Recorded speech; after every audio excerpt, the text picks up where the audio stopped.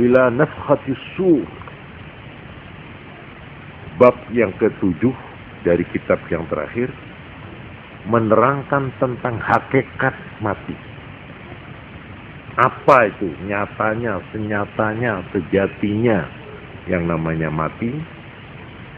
Wa ma yalqahul mayyit, dan apa yang akan dihadapi oleh yang disebut mayyit, orang mati, fil qabri, di dalam alam barzah, alam kubur, terus ila nafkhatis sur, sampai ditiupnya sangkakala, yaitu mulai orang itu mati,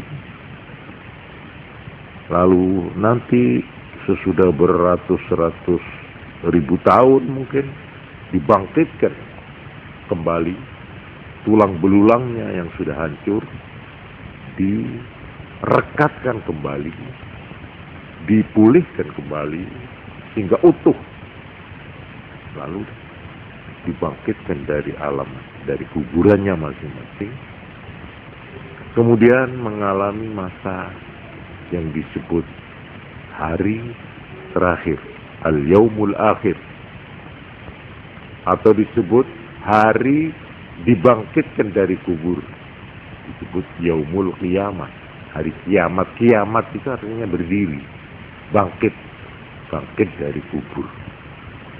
Dan dikatakan al-yaumul akhir, hari terakhir, oleh karena inilah hari yang terakhir dari dunia. Sudah itu nggak ada lagi hari. Ditutup lalu kehidupan dunia ini, beralih kehidupan yang kekal abadi yang disebut akhirat. Nah, sebelum masuk jadi hari terakhir di dunia, lalu sebelum masuk ke akhirat, ke dunia akhirat, orang ini akan mendengar tiupan sangkakala dari malaikat Israfil. Waktu itu ditiup, maka untuk kedua kalinya seluruh makhluk mengalami kematian. Jadi mati itu akan dialami dua kali. Mati sekarang, pindah ke alam kubur, alam barzakh. Kemudian dibangkitkan dari alam kubur, kita hidup di dalam hari yang namanya hari terakhir atau hari kiamat. Sudah itu mati lagi. Nah, sangkakala ini bahasa yang kita pakai untuk menerjemahkan kata-kata asur. Nah, ini ila nafkhatis sur, sampai ke masa ditiupnya sangkakala, di mana di sana berakhirlah kehidupan kita yang disebut kehidupan yang fana. Itu berakhir sampai ditiupnya sangkakala. Jadi saudara-saudara, kalau melihat ini, kehidupan kita ini panjang sekali. Kita manusia ini sebagai makhluk Tuhan yang termulia, yang dianugerahi kenikmatan yang melimpah-limpah, kita harus bersyukur. Kita ini diberi umur yang terlalu panjang. Kita akan hidup terus mulai sejak sekarang sampai ila nafkhatis sur, sampai ditiupnya sangkakala. Coba bayangkan. Oleh karena itu, orang yang hidup, menghitung hidup itu hanya sampai di bumi ini saja, itu terlalu pendek.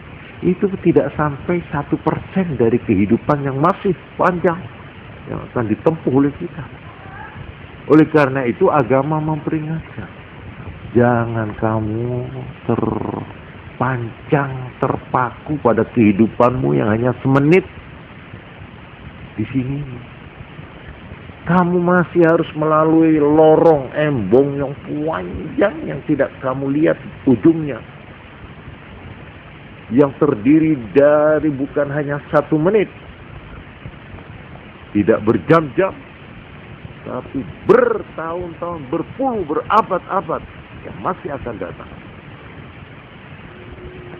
Kamu mestinya jangan hanya memikirkan hari tua waktu pensiun.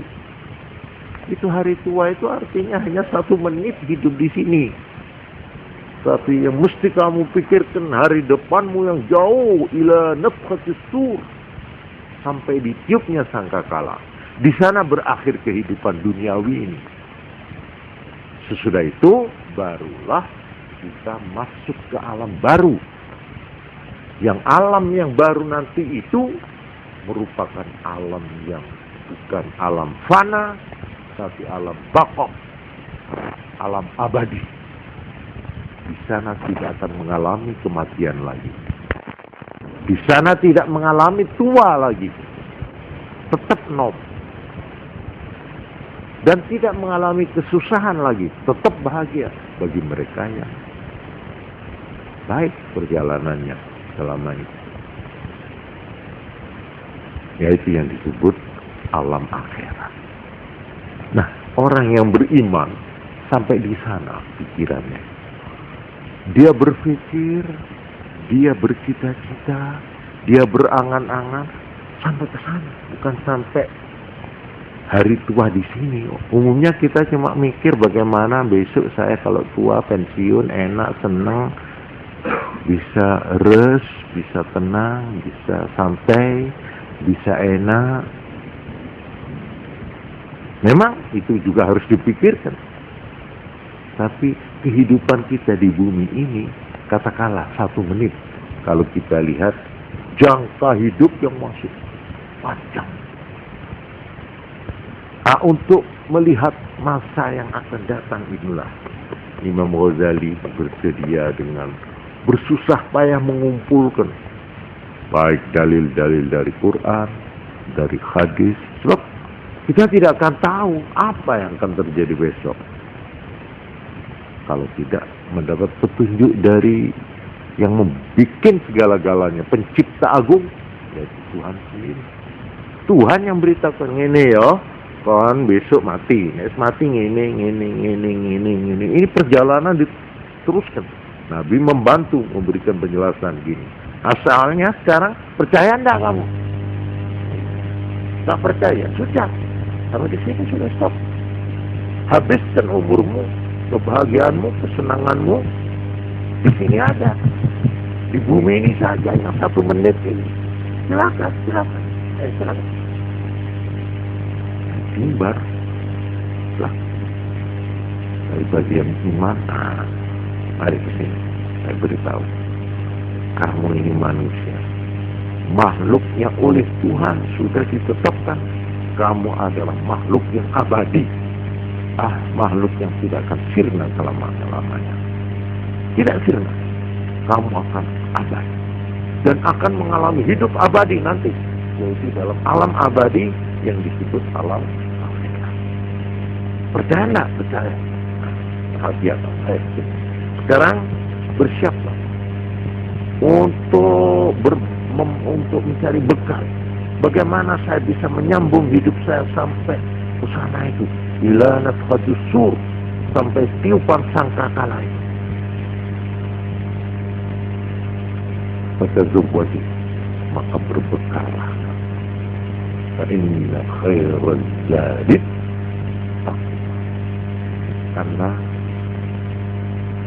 sangu yang paling baik untuk sampai ke sana supaya kamu kuat menempuh perjalanan yang panjang ini.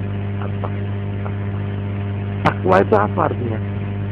Tunduk pada apa yang diberikan oleh Tuhan, mengikuti petunjuk Tuhan, menjauhi larangannya. Ini jangan kamu berjalan di sini, jangan di sini, berbahaya. Ini bisa menjauhkan perjalananmu, tambah menyusahkan, tambah memberatkan. Kalau ingin ringan ini, tunduk dan patuh mengikuti petunjuk Tuhan, itu namanya takwa. Kalau kamu takwa, sampai ke sana dengan smooth dan lancar, dengan enak.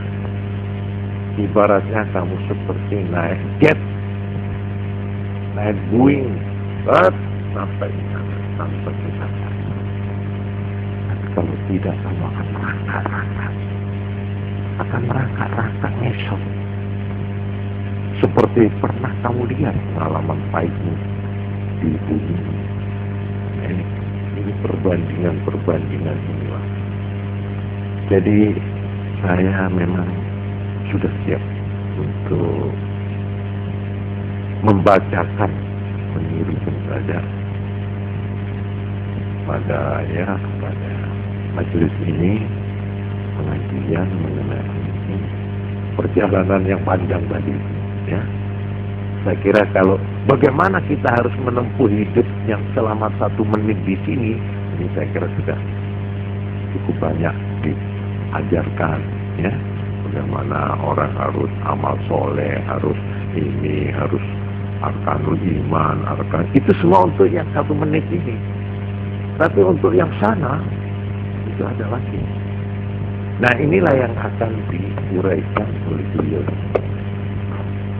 Maksud saya akan membaca seayat demi seayat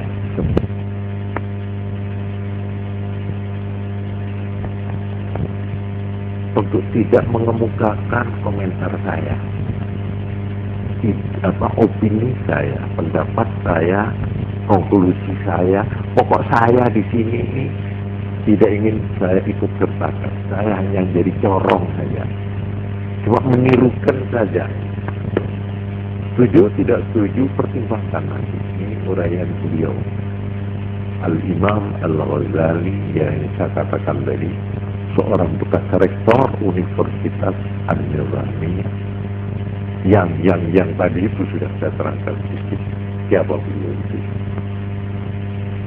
Ini satu, kalau ada yang mengatakan ya setuju Pak, boleh saya mau mengikuti uraian itu ayat demi ayat, selembar demi selembar, maka ini akan saya pakai.